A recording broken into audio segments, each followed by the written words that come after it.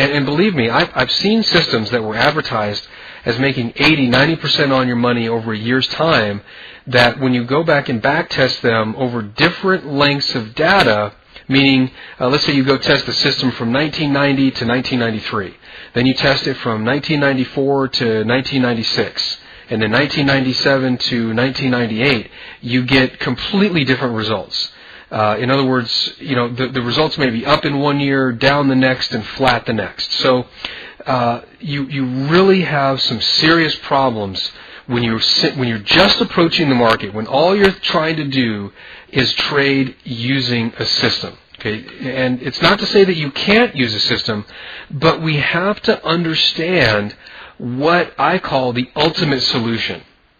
And the ultimate solution, simply put, is understanding the basic rules for the market in order to understand why the trading system works. And when you do that, when you understand basic rules for the marketplace, you're going to be more confident, you're going to have less stress, and actually you are going to make more money. So let's talk about some of these basic rules again. Sort of contrary to most of the way you get information, I gave you the hardest information first. And one of the more common comments I got about part 1 and part 2 of this series was that, especially from the beginning traders, was that it was a little bit over their heads. And I'll tell you a little bit of a story why I tend to do things that way. Especially in this type of environment, where we can be more casual and I can control the information a little bit more rather than a static course. There's a story I heard about a young man who was in college and he wanted to learn to play the piano. He'd had lessons, but he really wanted to be a concert pianist. So he found the top school in the nation and the top teacher in that school. And he approached the guy and he said, sir, I've been practicing piano my whole life. 4 hours a day when I was a kid. My parents gave me, leniency at school. They really worked with me to make sure that my academics were up to par, but really my love and passion is to play the piano. I want to be a great concert pianist. And, the instructor sort of tilts his head back and he looks at him. He says, okay, young man, come back tomorrow and we'll start. And he comes back tomorrow and there is this orchestra that he has never seen before, chord changes, fingerings that he has never even seen before. And the instructor hands it to him and says, learn this by tomorrow.